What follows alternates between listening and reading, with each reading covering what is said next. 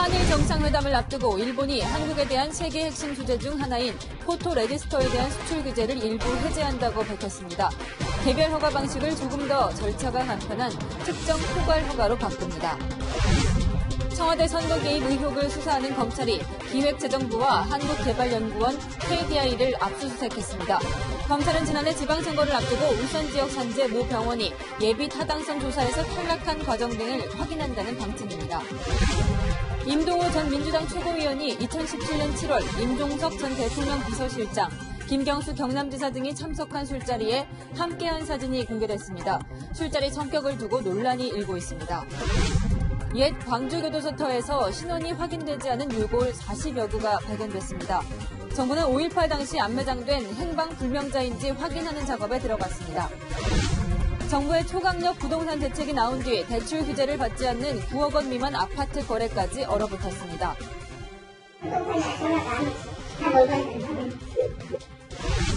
연말이 되면 커피 전문점들의 한정판 다이어리 경쟁이 치열합니다. 다이어리 수요가 많다 보니 웃돈을 주고 대파는 등 재테크를 하는 경우까지 등장했습니다.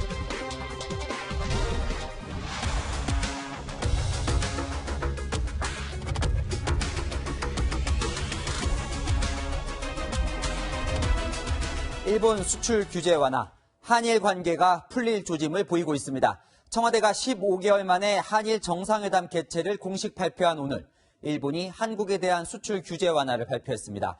일본이 지난 7월 수출 규제 품목으로 정한 반도체 핵심 소재 3개 중 1개를 푼 겁니다. 일본 연결해 내용 알아봅니다. 김범석 특파원, 일본이 방금 전에 발표했죠? 내용 알려주시죠. 네, 일본 경제산업성이 수출 규제 3개 품목 중 하나인 포토 레지스트에 대해 수출 심사 방식을 개별 허가에서 특정 포괄 허가로 바꾼다고 밝혔습니다. 특정 포괄 허가는 개별 허가처럼 일본 정부가 건건히 심사하지 않고 포괄적으로 허가해주는 방식입니다. 이번 완화 조치는 지난 7월 4일 일본의 수출 규제 조치 발표 이후 5개월 만에 처음입니다. 한일 소식통은 이번 완화 조치와 관련해 채널A와의 통화에서 포토 레지스트가 3개 품목 가운데 수출액이 3,400억 원으로 가장 많기 때문이라고 말했습니다. 이와 관련해 청와대 관계자는 일부 진전으로 볼 수는 있지만 근본적인 해결 방안으로는 미흡하다고 평가했습니다. 한일 정상은 오늘 24일 중국에서 1년 3개월 만에 정상회담을 갖고 양국 현안에 대해 의견을 교환할 예정입니다. 지금까지 도쿄에서 전해드렸습니다.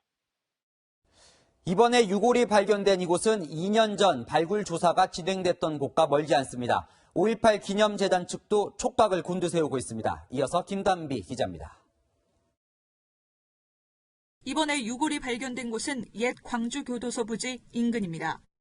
계엄군의 시신 안매장 의혹이 제기돼 2년 전 현장 조사가 진행됐던 곳에서 불과 30m 떨어진 곳입니다. 1980년 이곳 광주교도소엔 400여 명이 투옥했고 계엄군은 시민 시신을 교도소 주변에 몰래 매장했다는 증언이 잇따랐습니다. 두 곳씩 관이 없어가지고 가만히를 덮어서 묻었다. 그렇게 표현을 해왔습니다. 그분이 봤던 현장의 상황을 저희한테 제보를 해주셨고 지난해 1월까지 4차례에 걸쳐 발굴 조사가 이루어졌지만 성과는 없었습니다. 그런데 2년 만에 안매장 추정 장소와 가까운 곳에서 유골 40여 구가 발굴된 겁니다. 광주의 5월 단체들은 안매장된 행방불명자일 가능성을 배제하지 않고 있습니다. 시신을 찾지 못한 가족들은 일말의 희망을 계속 갖고 있어요. 전혀 성과가 없었기 때문에 잘못된 분위기였는데 40여 구가 발굴이 되면서 기대를. 이번에 발굴된 유골은 전남 한평의 국군 통합병원에 안치된 걸로 알려졌습니다.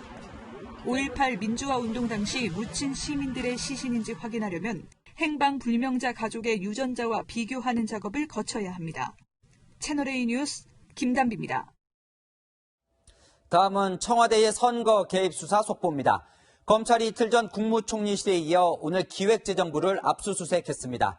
지난해 지방선거 준비 과정에서 정부가 송철호 울산시장의 공약은 지원하고 경쟁자인 김기현 전 울산시장의 공약은 좌초시킨 의혹을 확인하기 위해서입니다. 최주연 기자가 취재했습니다.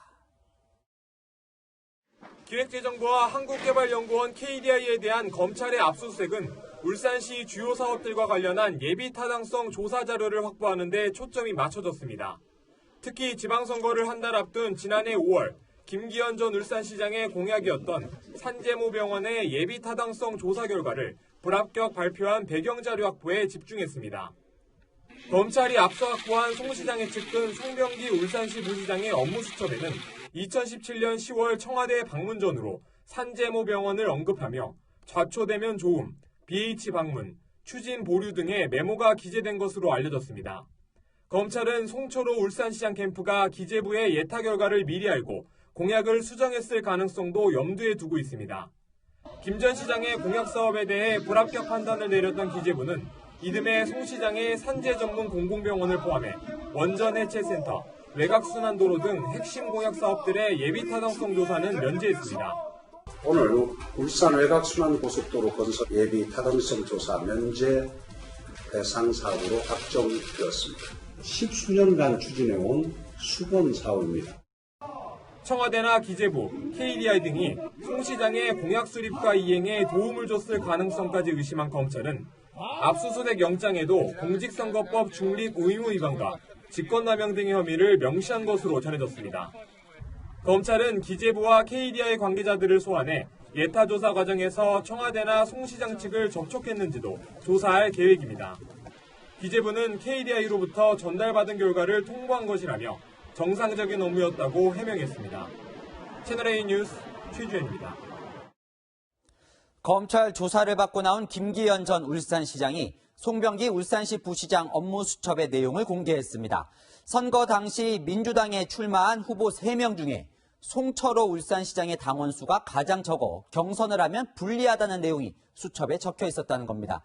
결국 송 시장이 전략 공천된 건 친문 핵심부가 선거를 총괄 지휘했기 때문이라는 주장입니다. 이어서 백승호 기자입니다. 김기현 전 울산시장은 지난해 울산시장 선거 개입 의혹의 중심에 최고 권력 핵심부가 있다고 주장했습니다. 최고 권력 핵심부가 선거를 총괄 지휘하면서 사실상 선대본부가 되어 민주주의에 꽂힌 선거를 짓밟은 선거 테러입니다.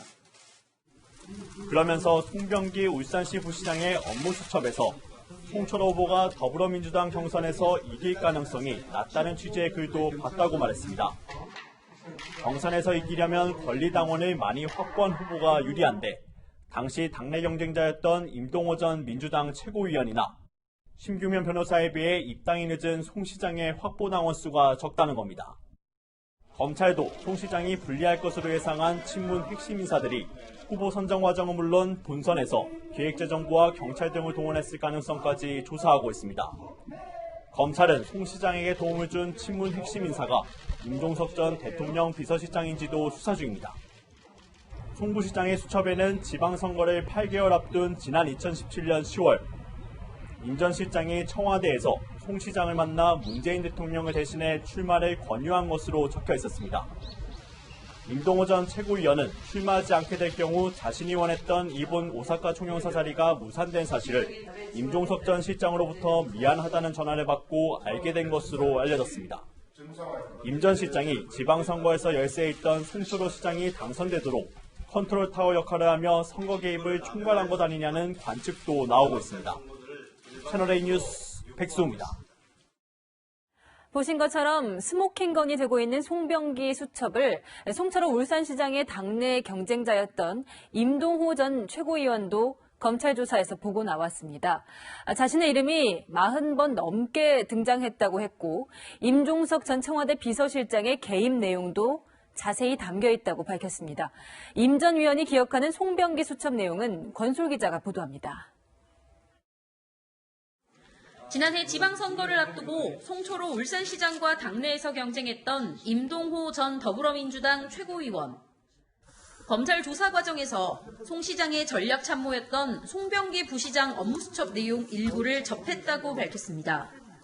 처음으로 송병기 부시장이 한 업무일지를 봤는데 선거 때 선거용으로 이 전략으로 썼던 부분이 아닌가 싶습니다. 임 전 최고위원은 송 부시장의 업무수첩 50페이지 분량에 자신의 이름이 40번 이상 등장했다고도 밝혔습니다.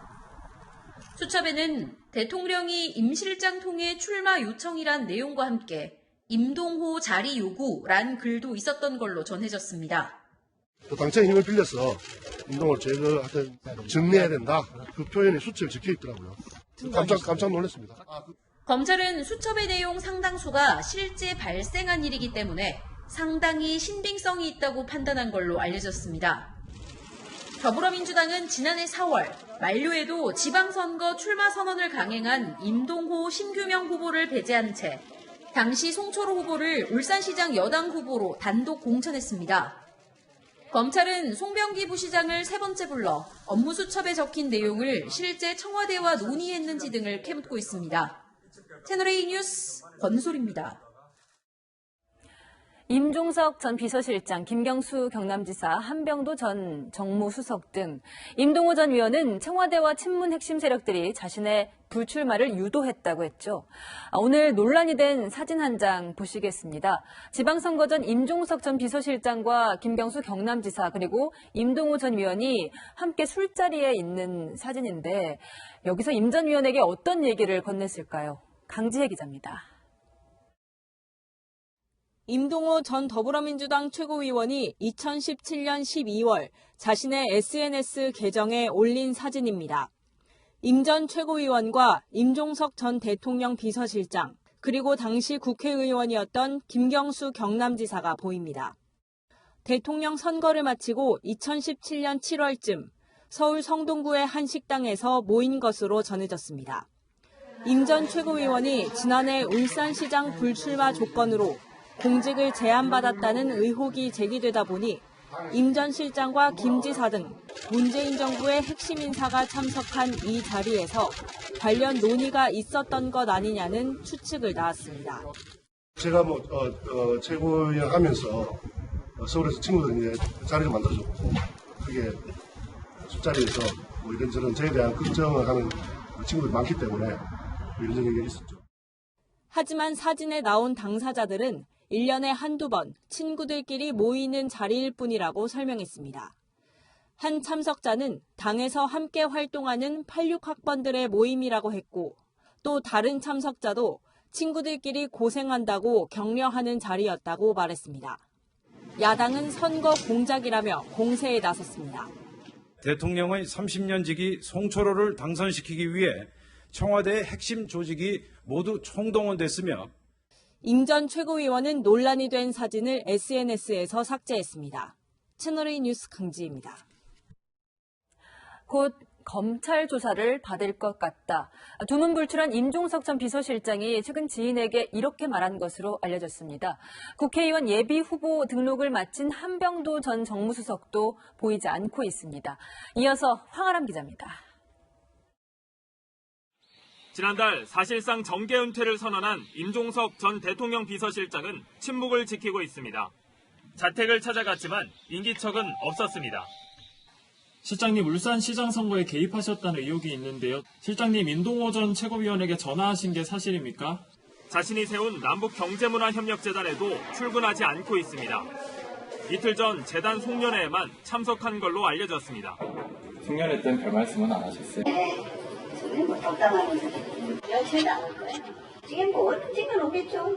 임 전 실장은 청와대 선거 개입 의혹과 관련해 자신도 검찰 조사를 받을 거라 생각하고 있습니다. 이틀 전쯤 지인에게 나나 한병도 전 수석도 결국 검찰 조사를 받지 않겠느냐고 말한 것으로 전해졌습니다. 임동호 전 최고위원에게 일본 고베 총영사 자리 등을 거론했다는 의혹을 받고 있는 한병도 전 정무수석도 연락이 되지 않고 있습니다. 내년 총선에서 전북 익산시을 출마를 위해 예비 후보로 등록은 했지만 지역 사무실과 자택에선 모습을 볼 수 없었습니다. 구두도 하셨어요. 전 한 번도 못 뵀어요. 자유한국당은 임 전 실장과 한 전 수석 등이 후보자를 매수했다며 공직선거법 위반 혐의로 검찰에 고발했습니다. 채널A 뉴스 황하남입니다. 재벌가 2세들의 대마초 흡입 일탈 소식이 잇따랐는데 이번엔 일명 우유주사 프로포폴을 불법 투약한 재벌가 2세가 검찰에 적발됐습니다. 애경그룹 이 회장의 셋째 아들 최승석 애경개발 대표입니다. 박건영 기자입니다. 서울 강남에 있는 성형외과 의원입니다. 내부 조명은 꺼져 있고 출입문도 굳게 닫혀 있습니다. 일명 우유주사로 불리는 향정신성 수면마취제 프로포폴을 불법 투약했다는 의혹을 받는 병원입니다. 16일 날 오셔서 당일날 바로 처리가 됐고 혹은 그냥 이탈하고 돼 있어가지고.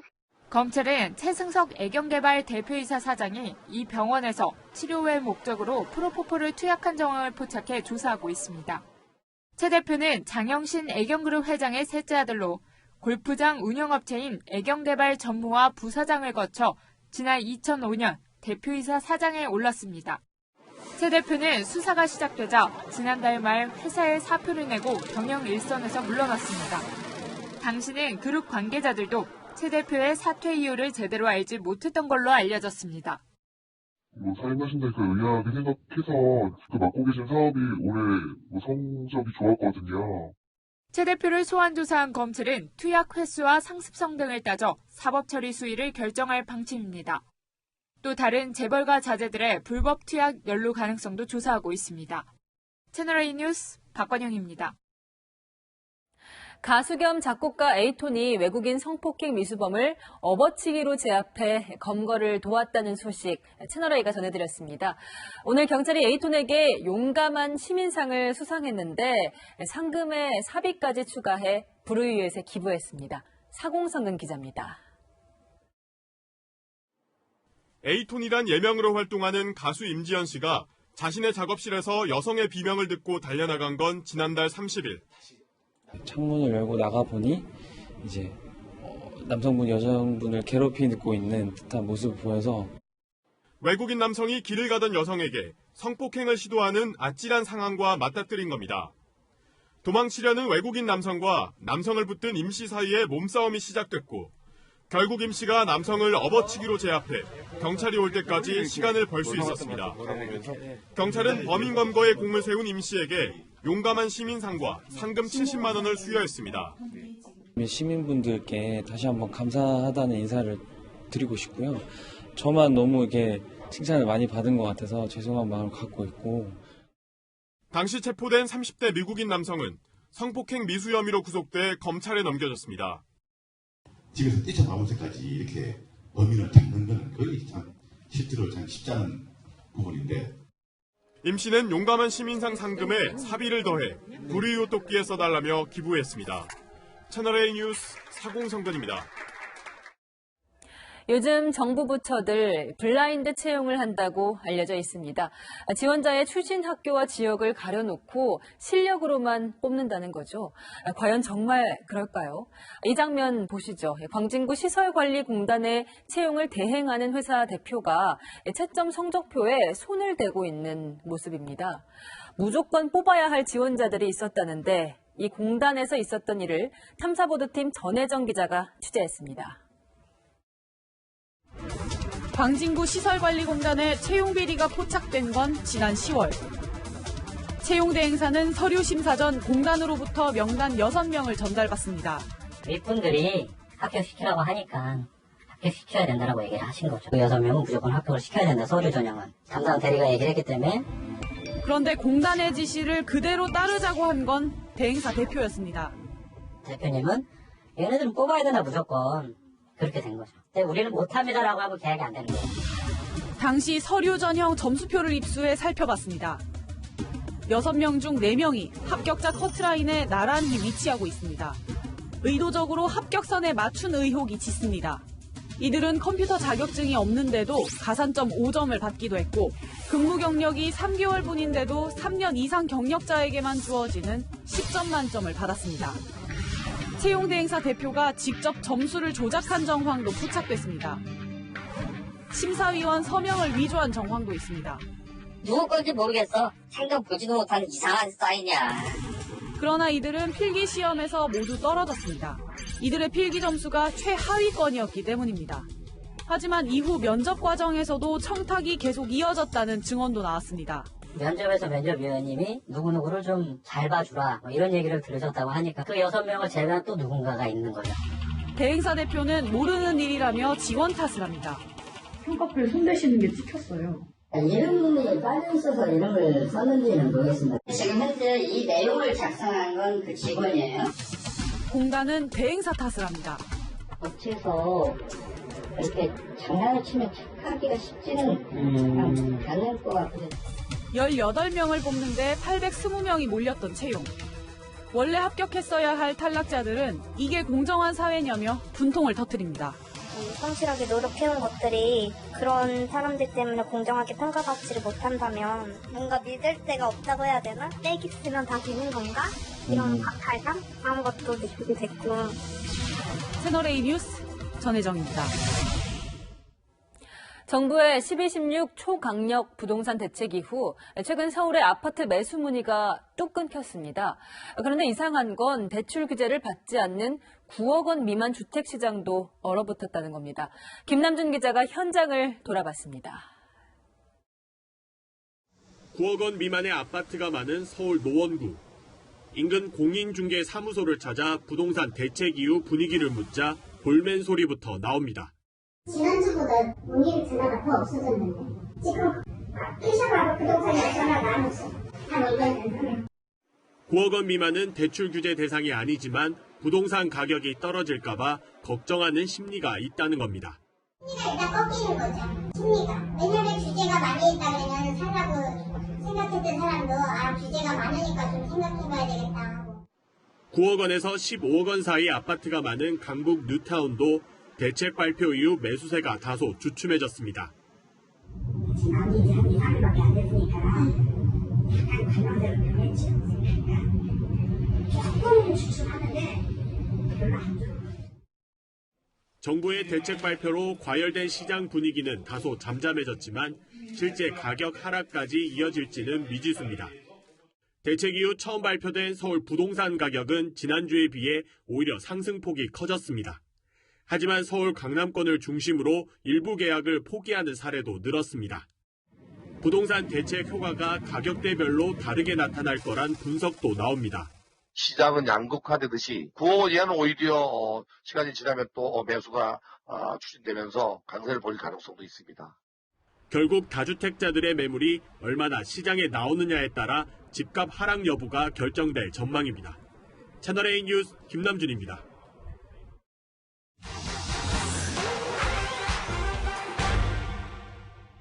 사실만 짚어드리는 팩트맨입니다. 걸그룹 트와이스, 이 외국인 사생팬의 스토킹 때문에 경찰 신변보호까지 받고 있죠. 사생활까지 파고드는 이 사생팬 스토킹, 처벌에도 벌금 몇만 원이 전부라는데 사실일까요? 스토킹 수법별로 따져보겠습니다. 먼저 항공기 스토킹입니다. 얼마 전 방탄소년단 mem버 V가 사생팬이 기내 옆자리까지 따라온다며 전 세계를 타는 이유를 밝혔죠. 지난해 아이돌 그룹 워너원의 해외 팬들도 워너원을 따라 1등석표를 예매해 항공기를 탔다가 이륙 직전 내리겠다며 환불을 요구해 출발이 1시간 지연됐는데요. 항공보안법상 위협적인 난동까지는 해당하지 않아 위약금 5만 원을 무는데 그쳤습니다. 아이돌 휴대전화 번호를 캐고 이 전화를 거는 스토킹도 문제인데요. 왜 자꾸 하는 거야? 미쳐버리겠네. 전화를 왜 자꾸 하시는지 모르겠지만 뭐 이런 식으로 하시면 저는 인스타 라이브를 못해요. 온라인에선 이 싼 값에 판다며 아이돌 전화번호 등을 거래하기도 하는데 개인정보보호법 위반입니다. 5년 이하의 징역 5천만 원 이하의 벌금에 처하도록 하고 있거든요. 신화 김동완 씨는 집 찾느라 고생했다며 자신의 우편물에 메모까지 남긴 사생팬 사례를 공개하기도 했는데요. 집까지 찾아내 진을 치는 이런 사생팬들 처벌, 현재로선 경범죄 처벌법 지속적 괴롭힘으로 10만 원 이하의 벌금형이 전부입니다. 노상방뇨 처벌 수준과 같은데요. 결국 트와이스 외국인 사생팬 주거 침입, 협박 같은 추가 혐의가 없다면 경범죄로만 처벌할 수 있을 뿐인데요. 처벌이 약해도 너무 약하다는 여론이 높지만 스토킹 처벌 강화 법안은 20년 전인 15대 국회부터 발의, 폐기만 반복할 뿐 스토킹을 법적으로 정의하기는 쉽지 않다는 이유로 아직 국회 문턱을 넘지 못하고 있습니다. 이상 팩트맨이었습니다. 내일 모레까지 전 세계는 북한 국적의 노동자를 모두 본국인 북한으로 돌려보내야 합니다. 2년 전 북한이 대륙간 탄도미사일을 발사한 데 대한 유엔 안보리 결의안의 제재에 따른 겁니다. 실제 북한 노동자들은 귀국 준비를 하고 있을까요? 권호혁 특파원이 북한과 인접한 중국 단둥을 가봤습니다. 중국 선양의 한 북한 식당. 저녁 시간이 되자 단체 손님들로 붐빕니다.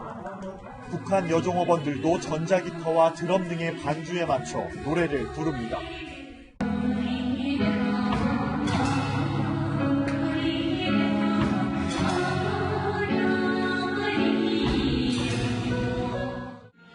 이어 옥류금으로 연주를 하는 등 다양한 공연이 펼쳐집니다. 이들 북한 여종업원은 유엔 대북제재 결의에 따라 오는 22일까지 북한으로 돌아가야 합니다. 하지만 선양 지역의 북한 식당들은 영업을 계속하고 있습니다. 한 직원은 식당 영업에 문제가 없다고 말합니다. 불편하세요. 그렇죠. 설날에도 계속 하니까. 북한에 돌아가거나 이런 사람들은 안 계시죠? 실제로 선양 지역에서 영업을 중단한 북한 식당은 소수에 그칩니다.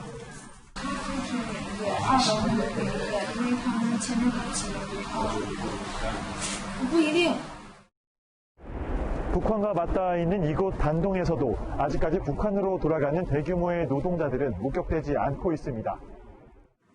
단둥의 최대 북한 식당도 영업을 계속하고 있습니다. 북한 노동자 소환 시한이 다가왔는데도 중국에선 귀국 움직임이 좀처럼 보이지 않고 있습니다. 단둥에서 채널A 뉴스 권호혁입니다. 전 세계에 파견된 북한 노동자 수는 약 10만 명. 이 중 절반 이상은 중국에 있을 것으로 추정됩니다. 결국 중국의 단속 의지가 없으면 유엔 대북 제재망은 구멍이 생길 수밖에 없는데 중국 말과 행동이 다릅니다. 계속해서 김민지 기자입니다. 북한과 중국을 오갈 때마다 통과해야 하는 단둥 세관. 세관 근처 가게 앞은 차량들로 빼곡히 주차돼 있지만 거리는 한산합니다. 유엔 대북 제재에 따라 북한 노동자는 오는 22일까지 돌아가야 하지만 귀국 행렬이 좀처럼 보이지 않는 겁니다. 북한 노동자도 시큰둥한 반응입니다.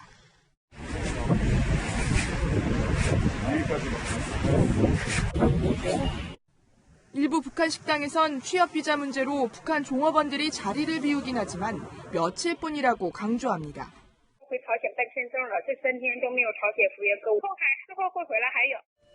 중국에서 일하는 북한 노동자들은 취업 비자를 받기보다는 한 달 동안 체류가 가능한 도강증으로 편법 취업하는 것으로 알려졌습니다. 최근에는 북중 접경 지역에서 당일치기로 일한 뒤 돌아가는 북한 사람들도 적지 않은 것으로 알려집니다. 북한의 해외 노동자는 중국 등 40여 개국에 10만 명 정도. 이들은 연간 6천억 원 가까이 외화를 벌어들이는 것으로 추정됩니다. 중국은 최근 러시아와 함께 북한 노동자 송환 철폐를 요구하는 제재 완화 초안을 유엔 안보리에 제출했습니다. 채널A 뉴스 김민지입니다. 미국의 한 공항에서 차량 한 대가 건물을 뚫고 이렇게 돌진했습니다. 안내 데스크에 있던 직원들 얼마나 놀랐을까요? 오늘의 세계 정다은 기자입니다. 새벽 시간 미국의 한 공항. 안내 데스크에 있던 직원이 화들짝 놀라 몸을 피합니다. 갑자기 차량 한 대가 건물 벽면을 뚫더니 수화물을 찾는 곳을 지나 안내 데스크까지 돌진한 겁니다. 조용하던 공항은 순식간에 아수라장이 됐습니다. 당시 운전자는 술에 취한 상태는 아니었던 것으로 전해졌습니다. 경찰과 공항 관계자는 정확한 사고 경위를 조사하고 있습니다. 미국 뉴저지주에선 크리스마스 팁으로 140만 원을 받은 식당 종업원이 화제입니다. He gave me too much money. And he said, no, that's for you. Merry Christmas. 팁을 준 사람들은 자선단체 소속으로 어려운 환경 속에서 성실하게 일하는 종업원들에게 매년 거액의 팁을 주며 격려하는 것으로 알려졌습니다. 식당 종업원은 이번 크리스마스 연휴를 두 딸과 잘 보낼 수 있을 것 같다며 기뻐했습니다. 러시아의 정보기관인 연방보안국 인근에서 총기 난사 사건이 발생했습니다.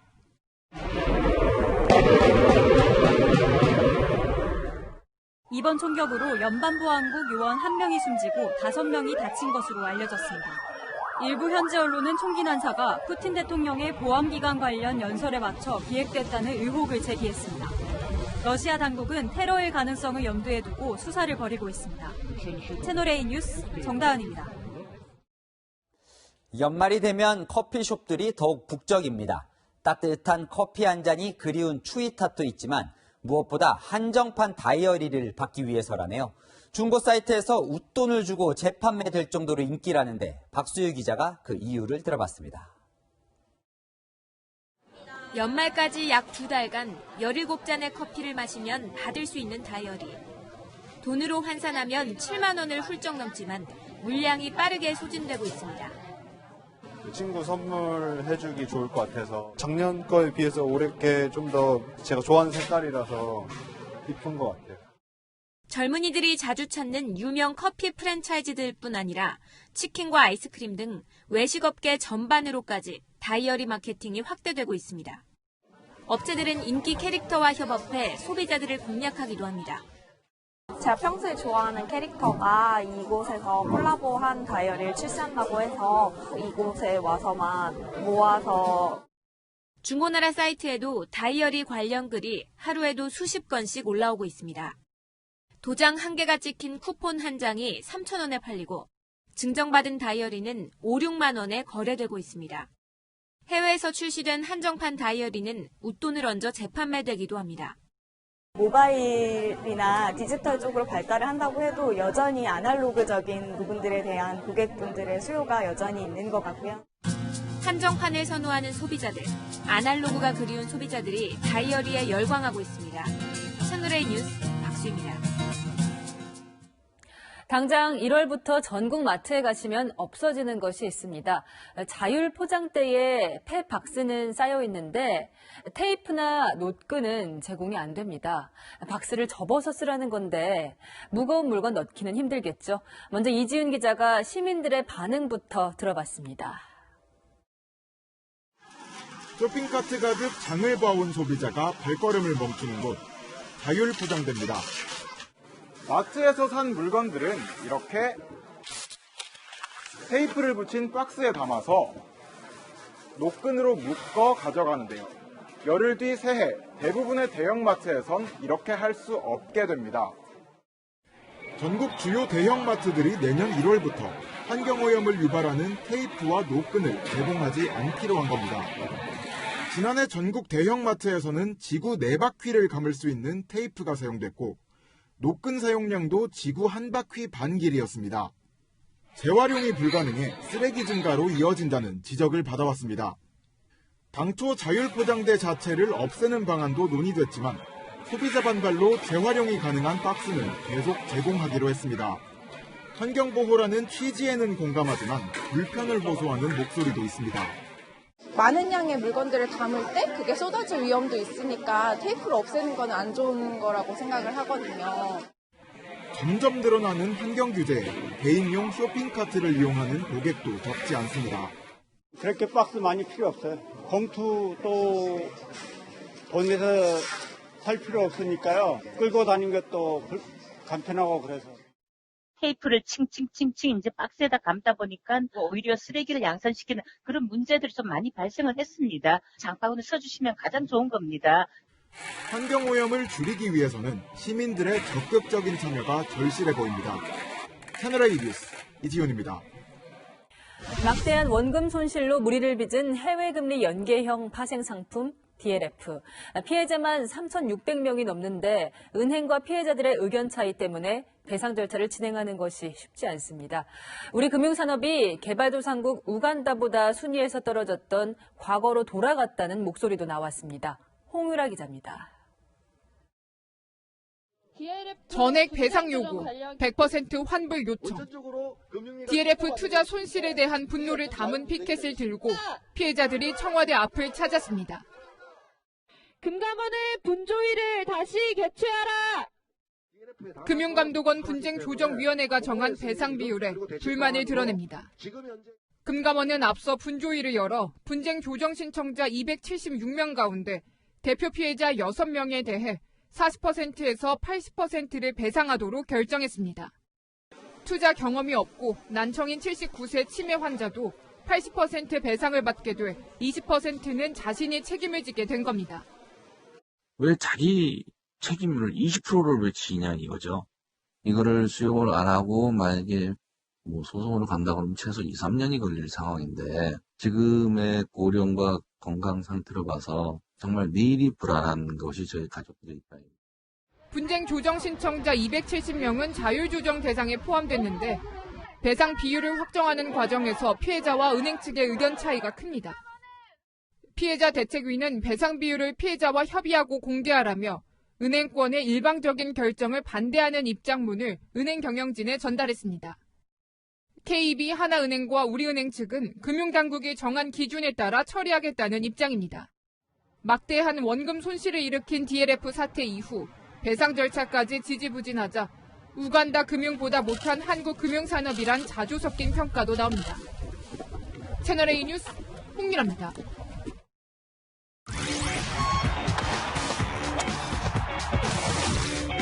안녕하세요. 스포츠 뉴스입니다. 배구 여제 김연경이 살인적인 일정에도 대표팀 합류를 위해 씩씩하게 입국했는데요.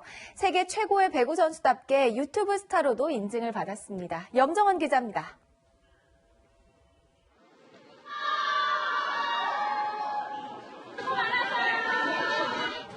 배구 스타 김연경이 아이돌 못지않은 환영을 받으며 입국장을 빠져나옵니다. 많은 분들이 와서 이렇게 반겨주시고 또 환영해 주셔서 기분 좋고요. 도쿄올림픽 예선전을 앞두고 국가대표에 합류하는 김연경. 이번 달에만 4개 나라를 오가는 살인적 일정을 소화하고 있지만 피곤한 기색 없이 의욕을 불태우고 있습니다. 힘들고 말고 할 상황이 아니라는 걸 누구도 잘 알고 있기 때문에 최대한 빨리 합류해서 선수랑 호흡을 잘 맞출 수 있도록 하겠습니다. 김연경의 인기는 점점 더 뜨거워지고 있습니다. 자신이 직접 운영하는 유튜브 채널 구독자가 전 세계 배구 선수 최초로 10만 명을 돌파해 실버 버튼도 받았습니다. 각도 별로야. 밑에 잡았어요. 김연경은 다음 달 태국으로 출국해 도쿄올림픽 출전권을 노립니다. 자신의 마지막 올림픽을 위해 온 힘을 쏟겠다고 밝혔습니다. 채널A 뉴스 염정원입니다. 성탄절을 앞두고 거리 곳곳에 화려한 크리스마스 분위기가 물씬 풍깁니다. 날은 춥지만 시민들의 행복해 보이는 표정에 마음 안은 따뜻해지는데요. 이번 주말은 미세먼지가 문제입니다. 주말도 심한 추위는 없습니다만 잠잠했던 미세먼지가 찾아옵니다. 대기가 정체되고 중국발 스모그까지 유입되기 때문입니다. 내일은 수도권과 충북, 일부 남부에서, 일요일도 서울 등 전국 많은 곳의 공기가 탁하겠습니다. 내일 아침까지는 평년 기온 밑돌며 무척 춥지만 오후부터는 예년 기온을 회복하며 추위가 다소 덜하겠습니다. 주말 내내 중부 곳곳에는 눈비 소식이 있어서 이 점도 참고하셔야겠습니다. 다음 주 월요일에는 중부 지역에 눈비 소식 들어있고요. 성탄절에는 충청 이남 지역에 비가 내릴 전망입니다. 당분간 심한 추위는 없지만 미세먼지의 눈비 소식까지 더해져 날씨 변동이 큽니다. 연말 날씨 정보 더 세심히 챙겨주시기 바랍니다. 지금까지 채널A 뉴스 남혜정입니다. 나답게 두겠다. 이세돌 구단이 AI 한돌과의 마지막 승부를 앞두고 밝힌 비장한 각오입니다. 1국과 2국에서 1승씩을 주고받았죠. 내일 고향 신안에서 열리는 3국을 끝으로 이 구단은 바둑 무대를 떠납니다. 승부는 공정해야 하지만 인간이 이겼으면 좋겠습니다. 너무 빠른 기술의 발달이 조금은 무섭거든요. 내일도 뉴스에입니다.